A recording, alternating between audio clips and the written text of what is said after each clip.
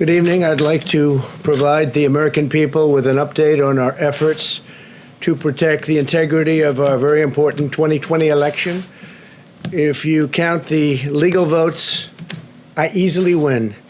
If you count the illegal votes, they can try to steal the election from us. If you count the votes that came in late, we're looking at them very strongly, but a lot of votes came in late.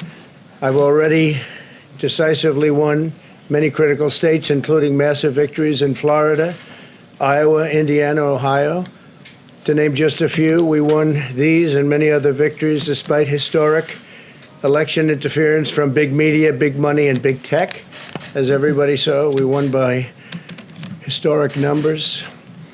And the pollsters got it knowingly wrong. They got it knowingly wrong. We had polls that were so ridiculous, and everybody knew it at the time. There was no blue wave that they predicted.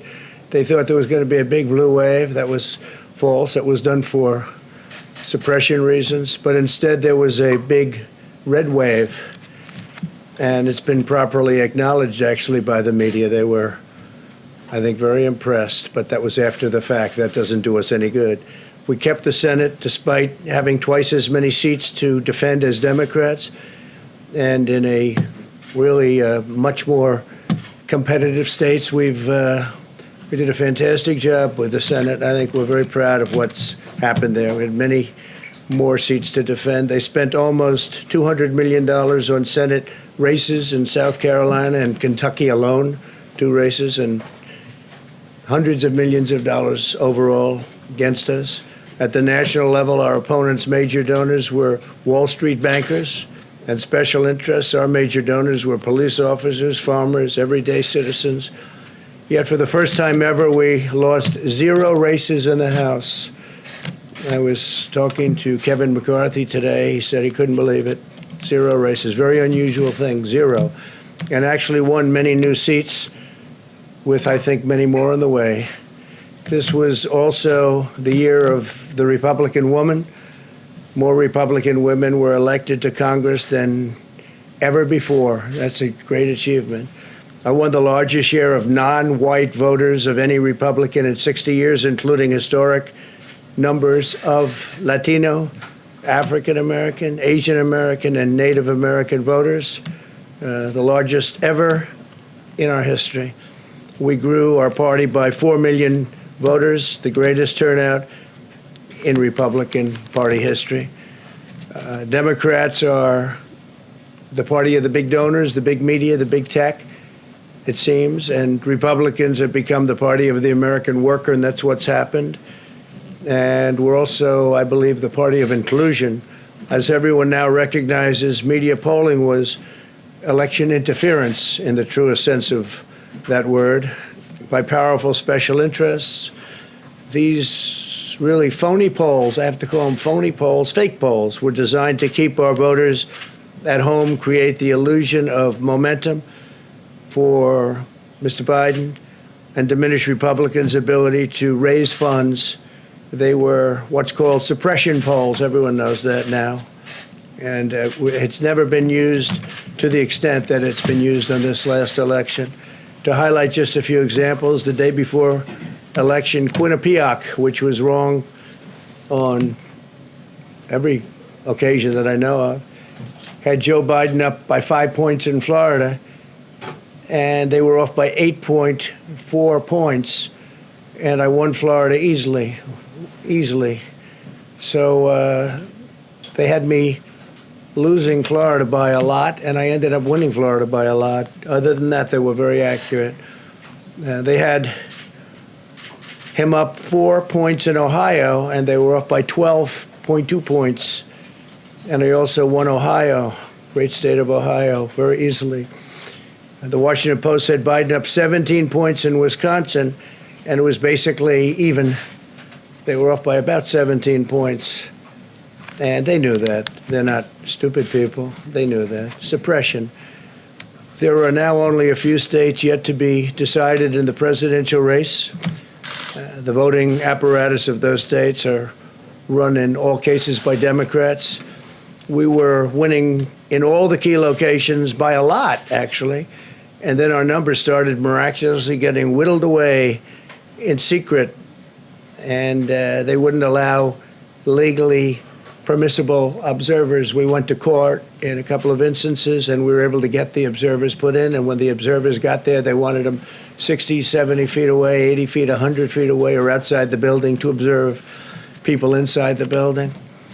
And we won a case, a big case, and we have others happening. There are lots of litigation, even beyond our litigation. There's tremendous amount of litigation generally because of how unfair this process was. And I predicted that. I've been talking about mail-in voting for a long time. It's really destroyed our system. It's a corrupt system, and it makes people corrupt even if they aren't by nature. But they become corrupt. It's too easy. They want to find out how many votes they need, and then they seem to be able to find them. They wait, and then they find them. And you see that on election night. We were ahead in vote in North Carolina by a lot, tremendous number of votes.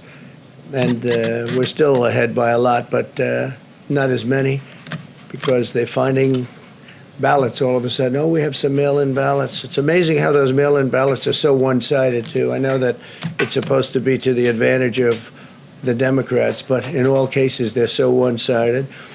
We were up by nearly 700,000 votes in Pennsylvania. I won Pennsylvania by a lot, and that gets whittled down to, I think they said now we're up by 90,000 votes, and they'll keep coming and coming and coming. They find them all over, and they don't want us to have any observers, although we won a court case. The judge said you have to have observers. Likewise in Georgia, and they're appealing. Actually, they're appealing. We won a case that we want people to watch, and we want observers, and they're actually appealing, which is sort of interesting. I wonder why they'd appeal, that all we want to do is have people watch as they do the vote tabulations. Likewise in Georgia, I won by a lot, with a lead of over getting close to 300,000 votes on election night in Georgia. And by the way, got whittled down, and now it's getting to be to a point where I'll go from winning by a lot to perhaps being even down a little bit. In Georgia, a pipe burst in a faraway location, totally unrelated to the location of what was happening, and they stopped counting for 4 hours, and a lot of things happened. The election apparatus in Georgia is run by Democrats. We also had margins of 300,000 in Michigan. We're way up in Michigan, won the state. And in Wisconsin, we did likewise fantastically well. And that got whittled down. In every case, they got whittled down. Today, we're on track to win Arizona. We only need to carry, I guess, 55% of the remaining vote, 55% margins. And that's a margin that we've significantly exceeded. So we'll see what happens with that. But we're on track to do okay in Arizona. Our goal is to defend the integrity of the election. We'll not allow the corruption to steal such an important election, or any election for that matter. And we can't allow anybody to silence our voters and manufacture results. I've been doing a lot of public things for a long time. I've never had anything that's been as inspirational, by people calling, talking, sending things to us. I've never seen such love and such affection and such spirit as I've seen for this. People know what's happening, and they see what's happening, and it's before their eyes. And there are many instances which will be reported very shortly. There's tremendous litigation going on, and this is a case where they're trying to steal an election. They're trying to rig an election. And we can't let that happen. Detroit and Philadelphia, known as two of the most corrupt political places anywhere in our country, easily cannot be responsible for engineering the outcome of a presidential race, a very important presidential race. In Pennsylvania, Democrats have gone to the state Supreme Court to try and ban our election observers, and very strongly.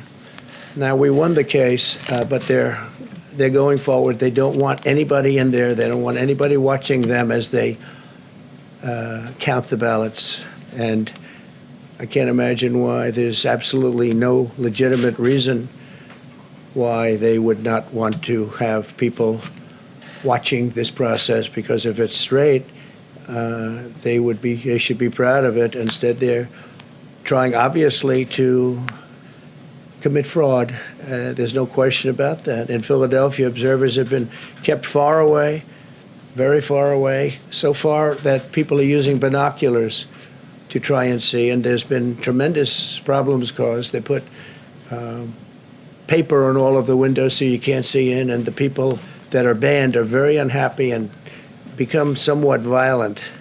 The 11th Circuit ruled that in Georgia the votes have been in by Election Day, that they should be in by Election Day, and they weren't. Votes are coming in after Election Day.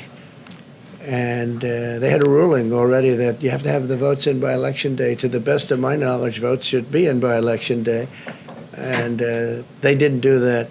Democrat officials never believed they could win this election honestly. I really believe that. That's why they did the mail-in ballots, where there's tremendous corruption and fraud going on. That's why they mailed out tens of millions of unsolicited ballots without any verification measures whatsoever. And I've told everybody that these things would happen because I've seen it happen. I watched a lot of different elections before they decided to go with this big, massive election with tens of millions of ballots going out to everybody, in many cases totally unsolicited. This was unprecedented in American history. This was by design, despite years of claiming to care about the election security. They refused to include any requirement to verify signatures, identities, or even determine whether they're eligible or ineligible to vote. People are walking in there. They have no idea. They're just taking numbers. They're writing down things, the workers, and doing a lot of bad things. And we have a lot of information coming and litigation that you'll see that will shake even you people up. And you've seen it all. The officials overseeing the counting in Pennsylvania and other key states are all part of a corrupt Democrat machine that you've written about, and for a long time you've been writing about the corrupt Democrat machine. I went to school there, and I know a lot about it. It hasn't changed. It's a long time ago, and hasn't changed. It's gotten worse. In Pennsylvania, partisan Democrats have allowed ballots in the state to be received 3 days after the election, and we think much more than that. And they're counting those without even postmarks or any identification whatsoever. So you don't have postmarks, you don't have identification. There have been a number of disturbing irregularities across the nation. Our campaign has been denied access to observe any counting in Detroit. Detroit is another place, and I wouldn't say it has the best reputation for election integrity. Poll workers in Michigan were duplicating ballots, but when our observers attempted to challenge the activity, those poll workers jumped in front of the volunteers to block their view so that they couldn't see what they were doing. And it became a little bit dangerous.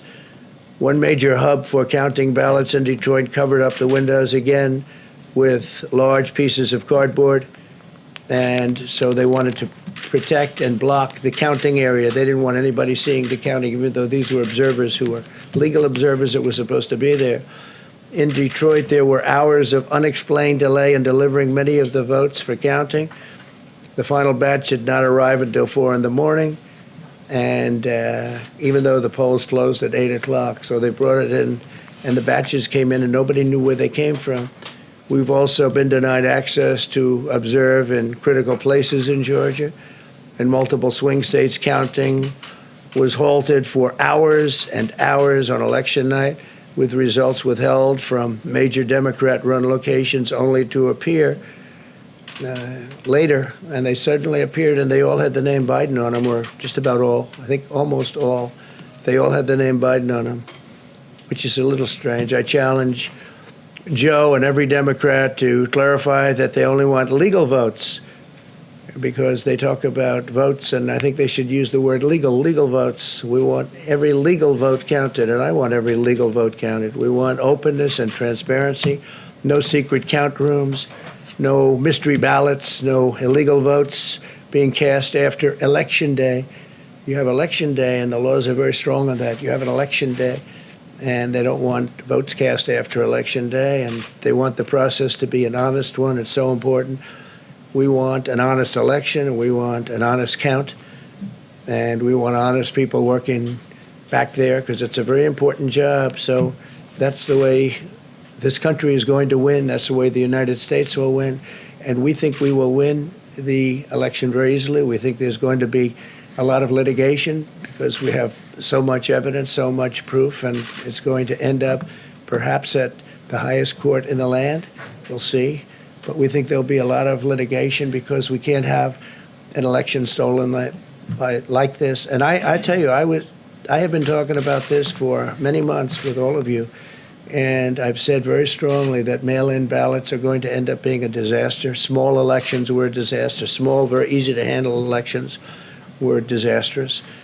This is a large-scale version, and it's getting worse and worse every day. We're hearing stories that are horror stories, absolute horror stories, and we can't let that happen to the United States of America. It's not a question of who wins, Republican, Democrat, Joe, myself. We can't let that happen to our country. We can't be disgraced by having something like this happen. So it will be hopefully cleared up, maybe soon, I hope soon, but it'll probably go through a process, a legal process. And as you know, I've claimed certain states, and he's claiming states, and we can both claim the states. But ultimately, I have a feeling judges are going to have to rule. But there's been a lot of shenanigans, and we can't stand for that in our country. Thank you very much.